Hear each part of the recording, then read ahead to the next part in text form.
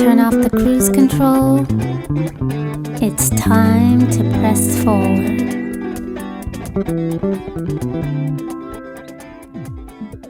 Hey there, and welcome overcomers to another episode of a Divine Healing Journey podcast with two sisters on a journey. Tina Hightower-Garrett and Wandah Mitchell Parenti, two sisters on a journey. And today we have with us on episode 15, Battlefield of the Mind, part 3, Mrs. Tawn Hall. Undefeated. Yes, and today's devotional is Undefeated. And as we share and talk about everything we're going to talk about today, you're going to understand why this episode is entitled Undefeated. Okay, want me to get started? Yes, let's get started. Okay, this is week number 28, Undefeated, and the devotion comes from Romans 8:37. Knowing all these things, we are more than conquerors through him who loved us. Joshua was undefeated and served first as a major subordinate to Moses, and then as his successor as leader of the Israelites. As such, he endured the events of the Exodus out of Egypt and spied on behalf of Moses. He then commanded the Israelites in their first battle against the Amalekites, in which Joshua triumphed. According to the Bible, none other than God selected Joshua as Moses' successor, which is pretty much the ultimate endorsement for any leader.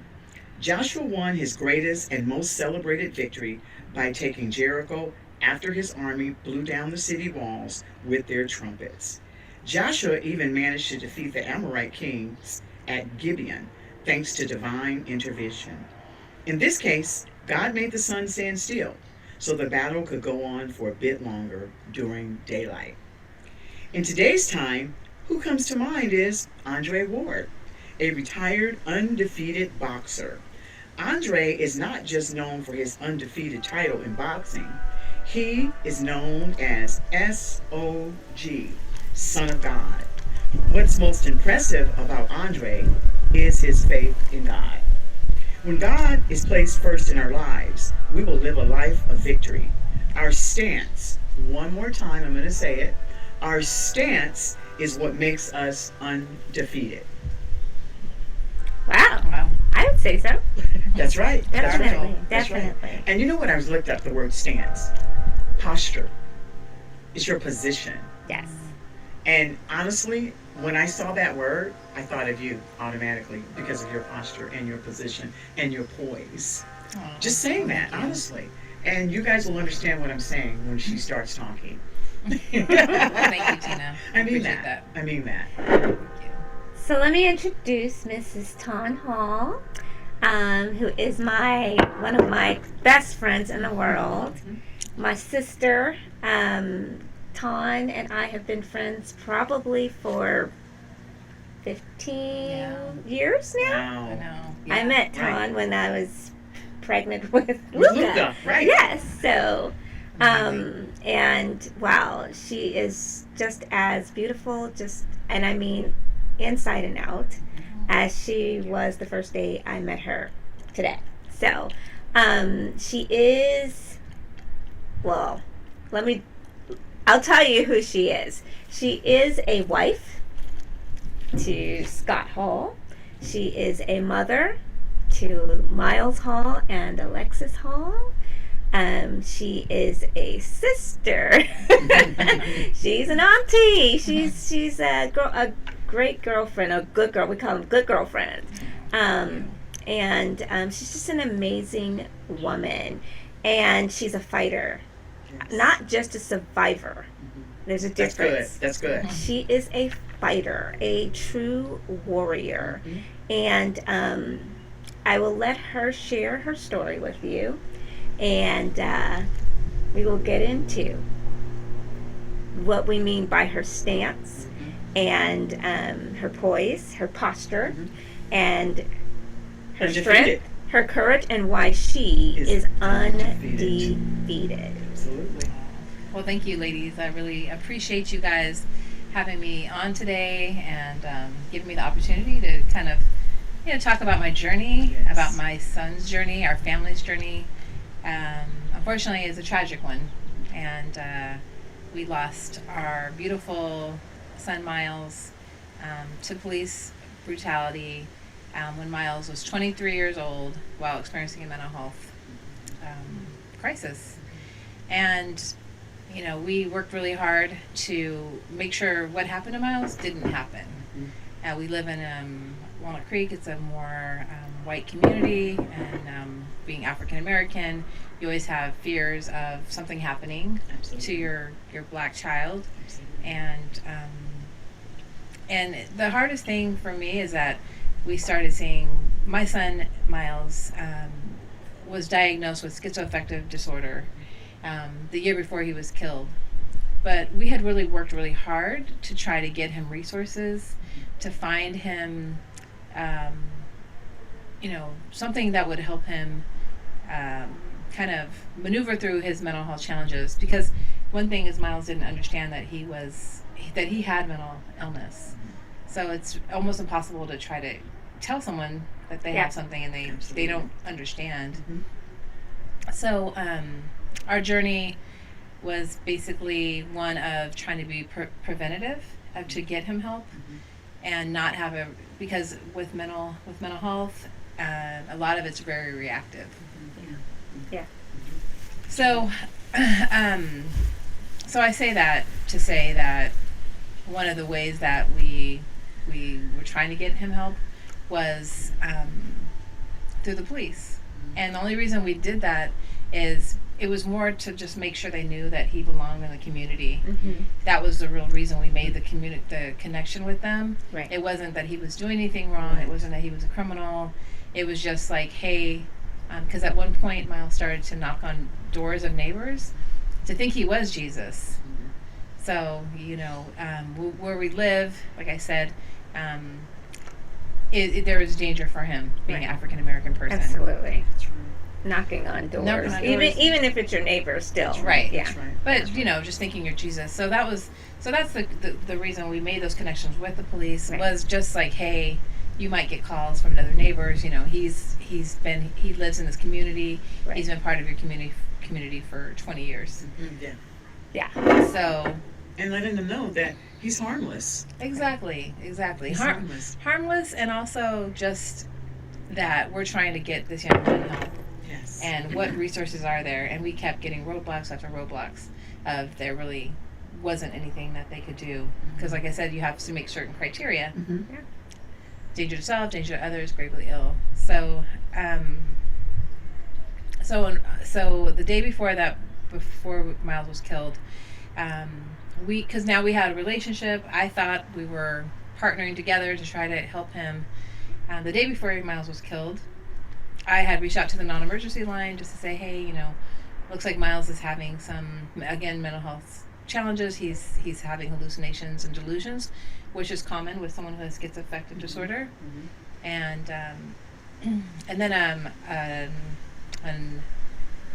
a sergeant had called me back because I called the non-emergency line. It wasn't an emergency, Right. Trying to be preventative again. Right. And he was like, yes, I remember you guys, because the year before, we were successful with the police getting Miles a 5150. That's called a non-voluntary hospitalization. Right.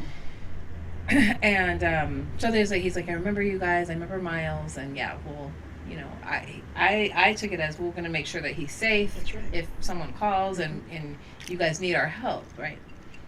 So the next day, Miles is in a full-blown mental health emergency. He thinks he's Jesus. He breaks a sliding glass window. Not being aggressive to us at all. He was just in a moment of, thinking that he had higher powers. And That's right. so we ended up, 911 was called, and within 30 seconds on the scene, they were shooting at him. They were screaming his name. They were not trying to de-escalate the situation. And when I say de-escalate, Miles had a garden tool that he was holding to his chest because he said he was the son of God. And he believed that it was a staff that God gave him. Right. He should have not been executed on should have not been killed. He should have been treated with compassion and care.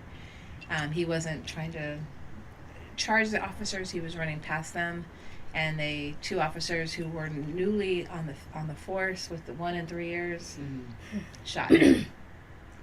Yeah, and they, yeah, and he died. He died at the hospital about half an hour later.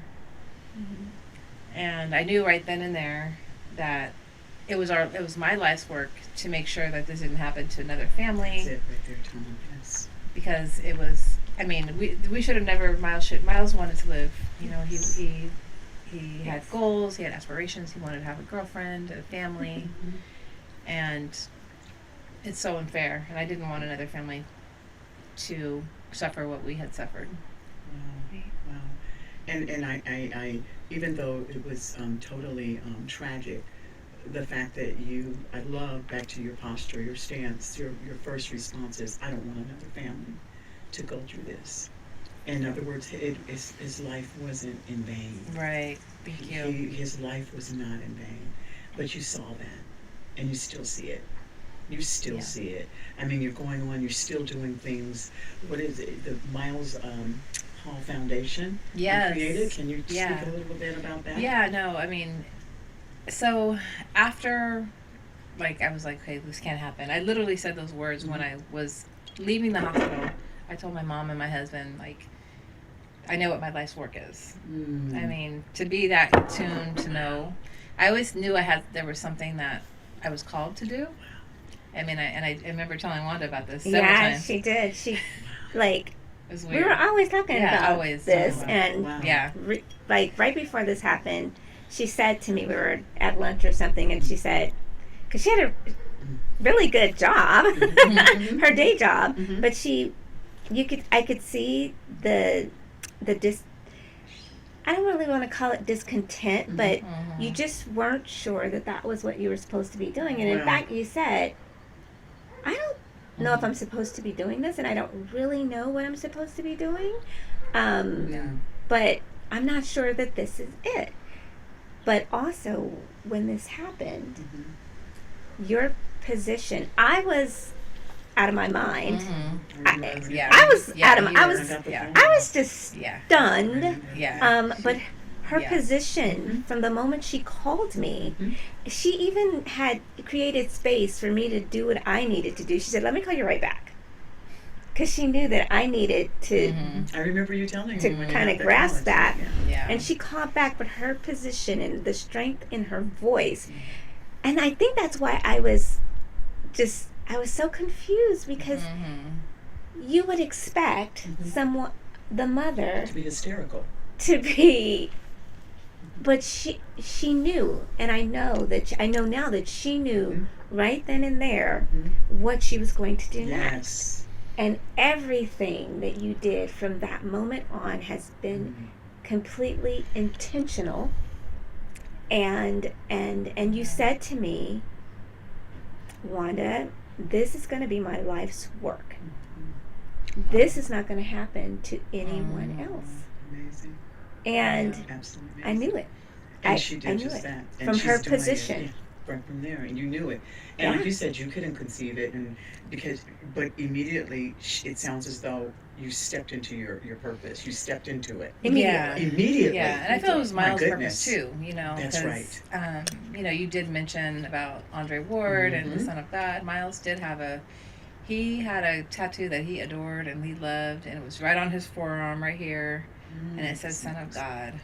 And it was beautiful. He was a real believer in God, and he read the Bible a lot, and he knew that he had a higher purpose too. And it's, you know, it's he wanted to also live. He wanted to be here. He didn't want to die. That's right. He should be here. That's correct. Yeah. He really did. He was a light.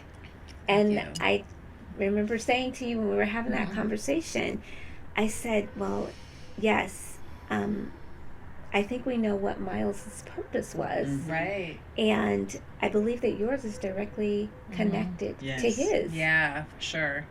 And I see that in all the work we do. So we've created the Miles Hall Foundation, which our mission is to protect families and create and educate communities about mental illness, but also to remove police from mental health calls that are not necessary. Of course, police.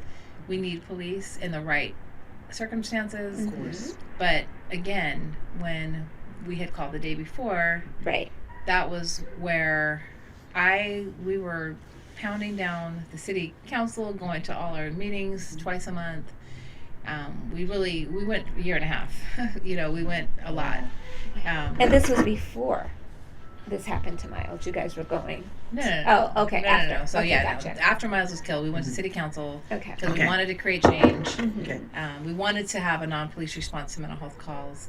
So we pounded down their doors, and then we started to focus our attention on the board of supervisors, and with so much advocacy and community support, right? Yes. It's other people caring about our son, our black son, right? Who neighbors, community members, people we did not know, mobilized. We mobilized together, and we went to the board of supervisors on the phone and flooded them with calls, and that people were saying, demanding a non-police response program. And there is one now in the works. It's called A3, anyone, anyplace, anytime. But it's also, there's a crisis hub, and they're calling that the Miles Hall Crisis Hub, and that's where all the calls will be fielded into. So there's legacy, right? Legacy behind Miles' death, and for us, it's just knowing that his, like you said, like his life mattered, right? It mattered. And it will continue to matter. And his death will not be in vain. No, Right. not at all. This is what turning your pain into purpose, turning Truly. your Yeah. pain into That's correct. purpose That's right. looks like. This is what it looks like. And this is what a movement of change looks like. That's right. And this is what Thank you. being undefeated looks like, because To the ultimate. when Jesus went to the cross, death, the grave, all of that was undefeated. That's Or right. he defeated it. He defeated Yeah. it. So now we can be undefeated in That's right. death. It doesn't have to be the end. And as I told you That's before, powerful. Miles will live. Yes. He will live in every life that is changed and or saved because of this movement, That's because right. of you turning your pain into purpose and Yeah. relentlessly being undefeated. And just taking it and you've created such awareness, because I don't think that people are aware Yeah. of the discrimination and how they know, but it's different. Right. It's When I was different, at the celebration and just different ones that you've had at the park, I remember in the very beginning, Yeah. and I looked around and there was so many people there, and the compassion that you could feel, and you brought that love, you brought that into the community, because I just looked around and I just felt Thank it. you. And I was like, oh my goodness. And it wasn't about you and your husband and your daughter. It was about him and what he still means and will forever mean. And that's why he knew he was the Son of God. Yeah. See, God had a calling on him. Yeah. And he That was early on. and he knew, and to tattoo it and to go. And there's always a sacrifice. You know, and it's unfortunate even for you, because I have a daughter. Well, I had a daughter. My daughter passed away in different circumstances, but hers was due to having mental crisis. She was diagnosed as being bipolar, and schizophrenic. Yeah. You know, and because she would have hallucinations, I didn't know what to do. See, Yeah. you were in a position which is wonderful. You at least sought help for him. I didn't know. She was born in the 70s. Wow. Let's go back to that. In the 70s, let's just face it, people, when there was like a mental health crisis, or I call it a mental challenge, people thought, oh, she's just over it. I thought, oh, she's just hyperactive. Oh, there's something. That girl just needs to sit down. Right. And, oh my God, she's lying again. And just, didn't know that those were hallucinations. Wow. I didn't know that. And let's go back even before that time. People were literally institutionalized. Yeah. Right. You see what I mean? Yeah. So look at the awareness that you're bringing, even to younger people are more aware of it, but older people, need to see it from a Yeah. different light, right? Exactly. And they really do, and that's what I've seen you do. It helped me, even with my baby, even though she's gone. Yeah. But Wow. I was able to understand even better. Yeah, and You know, that's yeah. that's a lot of the foundation is awareness, right? Yes, It's awareness. educating communities, Yes. and that's part of our mission. Yes. And and also with the mobilizing at the Board of Supervisors, we also took it further in legislation, right? So we met with Assemblywoman Rebecca Bauer-Kane in Arenda, and I told her what happened to Miles, and she was super compassionate, and she was like, well, so if there was another number you could have called, that might have helped him. I was like, Right. absolutely. Absolutely. And then That's so then right. there was also another federally a new number called 988, which was all states had to comply with and have, instead of having this long number, it was an easy number to remember. So she was like, well, that's coming up. This is a couple years ago, and she's like, what you needed was the police not to show up. And I was like, oh, absolutely. Absolutely. Right. Because they're That not part. they're not trained. Right. And it's unfortunate. Because Yeah. if you're not, you shouldn't respond. But they're not trained. Right. Is this what did it sign with the governor? Is this what the governor signed? Yeah. Was it the AB 980? So on September 29th, Sorry for because I just thought that Yes, was the just governor. Come on. Yeah. Come yeah, on. it just signed. So now we do have, it's called the Miles Hall Lifeline Act and Suicide Prevention Act. And basically what that is it's going to do is, it's actually California is now one of the only states that has telecom support. So instead, on your cell phone bill, just like 911, there'll be a surcharge, very small, 8 cents, and it will go all the way up to 30 cents after so many years. But it's really minimal, right, for safety for all Californians. And what it will do is every county now will have the funding to have a non-police response in their county. Awesome. So That is it's so it's wonderful. life changing, and Yes, what it that is. will also do is that you will have someone who's trained, who understands mental illness, Keyword. and you will also have peer support along that will come along and talk to that person and just be there for compassion and understanding. And that's what Miles needed. That's all that Miles needed. He did not need a gun. He did not need the police. No, he did. And that is going to Right. be the biggest change. So So wonderful. This is so good because before I began to share what was going on with Cody, before I even know what was going on with Yeah. Cody, I felt like I need to get some help from somebody somewhere to help me But where do I go? navigate this. Yeah. And of course, everybody was like, no, there has to be a crisis. There has to be, Right. he has to basically be in the system, which is what we were trying to prevent. That's correct. Right? Yes. And so you feel defeated. Yes. You feel like you have Yeah. nowhere to turn. You can't talk to, Right. let me say, you don't want to talk to people because of the shame that Right. comes That's with right. it, Stigma. right? That's Stigma. right. That's it. But now you're here telling us that we don't have to live in a defeated space because there are resources. That's right.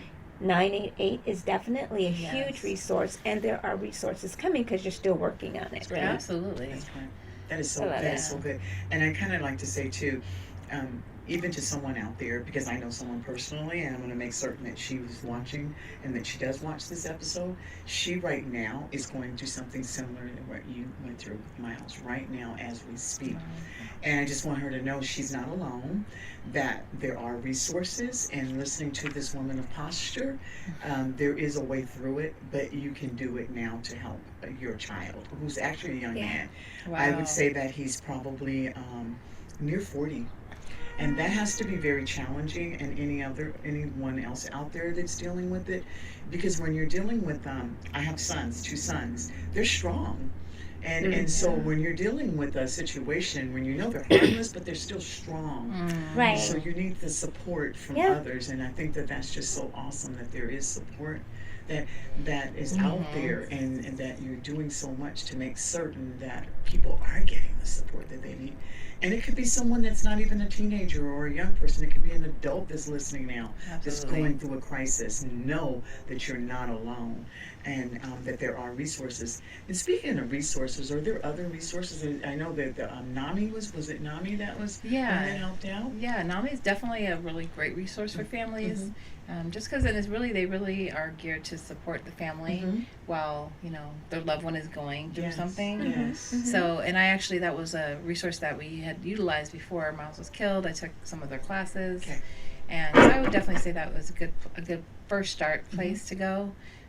There will be more resources as the funding becomes available from a lot of these new programs. So there will be a lot of things, but right now I would NAMI is a good place to go, and then every county, right now with Contra Costa County, they're going to now be ahead of the game because they already have a pilot program that's already ready to go. I mean, it's not ready 100% to go, but it's in the works. They're hiring people. I love so they're creating that infrastructure, which takes time. Oh, yes, it does. If it means anything, right? Yeah. If it means anything. And what I hear, too, it's not a one-size-fit-all.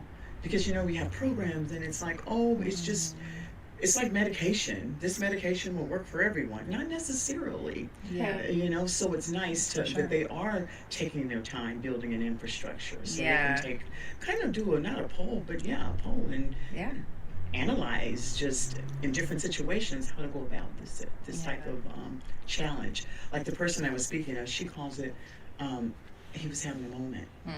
And I love it. And if she calls it a moment. Yeah. And so that's what it is. And let's face it, we all have moments, right? Yeah. We all have. I was sharing with you guys, I had an IRS moment yesterday. So, which could have caused me pure anxiety. Right. Oh my goodness, right? So, but I'm not going to be defeated. Exactly. Exactly. Right? That's the headset, right? You have to have. And I think what's really key too is talk about it. Oh God. Talk about. I can't stress that enough. That's huge. Talk about it. That's huge. I shared with Ton, and I think that made her comfortable enough to share with me what was going on with Miles. Absolutely. So and then we discovered that in our group, it's probably most of us were going through the same thing. I know, it's pretty crazy. Huh? Exactly. Yeah, when you think about how many people are struggling with mental health challenges, and so reducing that stigma. And Tina, I'm so sorry to hear about your daughter too. I didn't know that. Thank you. Yeah. Thank you. Heart goes out to you. And of course, it hurts as a mother. We all know. There's no way around the pain. I think I was talking to Wandah about this. The three of us have all lost a child. All of us as mothers. And that's a pain that will never go away. But what we do is we take that pain, and you've helped me with that, and you turn it into purpose. How can we help someone else get through the crisis that they're going through? So it wasn't in vain, right? That our children were not here, just by, chance.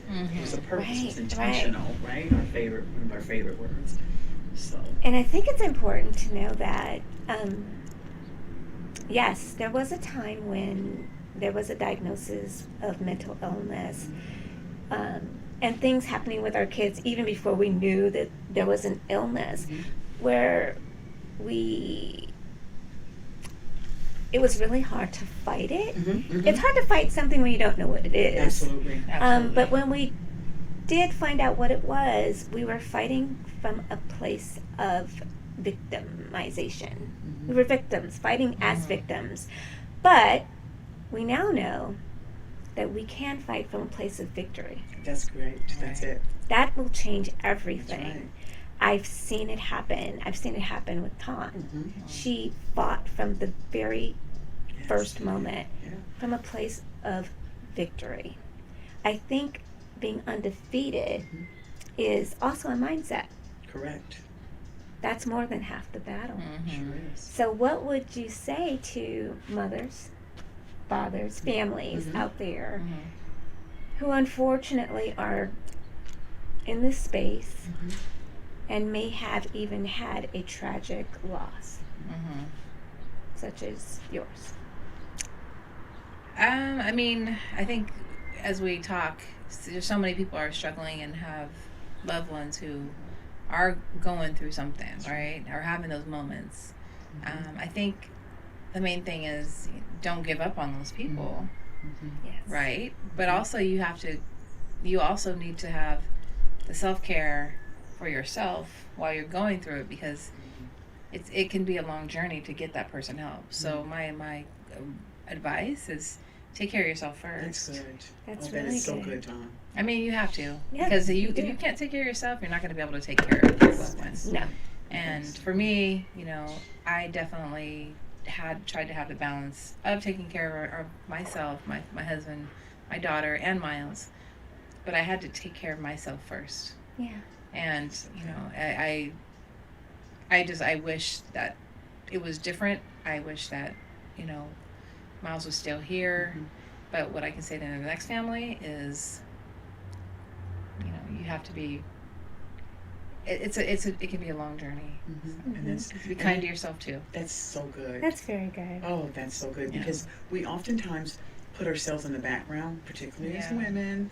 We're I so know. busy making everything else work out and taking care of everyone else. Make sure everyone else is okay. And we falter when it comes to ourselves. So that is such good advice. Yeah, as hard as it is. It's but, very Yeah. hard. But the reality is, You have to do if it. you don't take care of you can't take care of That's correct. your people's. That's That's right. so And you good. can't have that posture.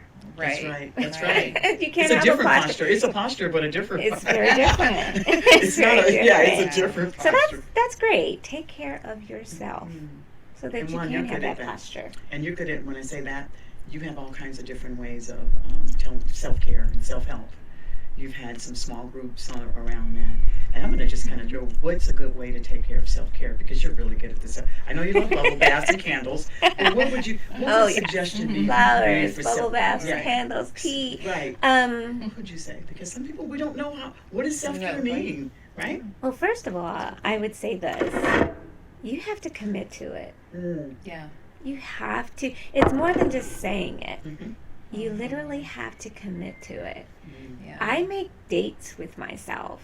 Oh. I'm getting so much better at, and I learned this from a sister, Ming, if you're listening. You don't have to answer the phone every That's time right. it rings. Even just letting a call go to voicemail Right. is That's a good taking point. care of yourself. Yeah. I didn't Good realize that until I stopped true. answering the phone. That's right. And just let it go to voicemail. Yeah. Didn't you And refer I'll to, I'm sorry, for the blackout time? Yes, the blackout or unplug. That's right. Unplug your phone, unplug your laptop, Turn off the television. unplug. Even if it's for 10 to 15 minutes Yeah. a day, That's a good point. it will make your whole day.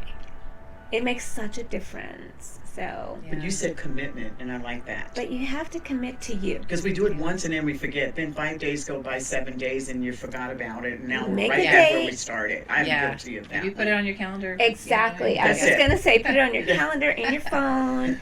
Yeah. Tell Alexa to remind you whatever you need to do. Yeah. That's good. But make that date and commit to it. Yeah. Commit to it. Get the resources. Don't be embarrassed and shameful about it, because we're in this together. And Yeah. when Wandah made a point too, when we talk about it, you never know what that person next to you or in the grocery store or wherever is going through. I mean, I'm not saying at the cash register start talking to people, but but we shouldn't be shameful or be afraid to talk about our stories. It will help someone else without a doubt. Absolutely. It really will. And it's not like we want someone to feel bad for us, and because that's not what we want. We want someone to benefit. That's the word. Right. We want someone to benefit from what we had to go through. Even like we were saying with my daughter, the fact is she's no longer on drugs. It took her to the point where she was self-medicating.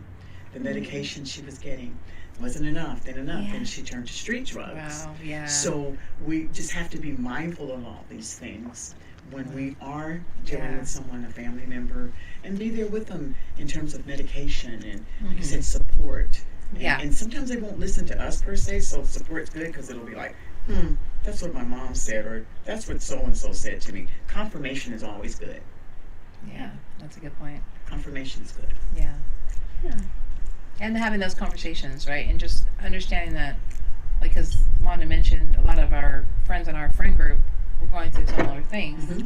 And it's like, wow, really, that's happening with you too? Oh my gosh, it was just me. I'm alone. You're not alone. There you go. So talk to your people, you know? Yeah, and that's really common to feel Yeah. like when you're going through something, it's just me. Yeah. Right. That's So right. then you don't want to talk about it Right. because you don't want people judging Mm-hmm. and looking at you crazy.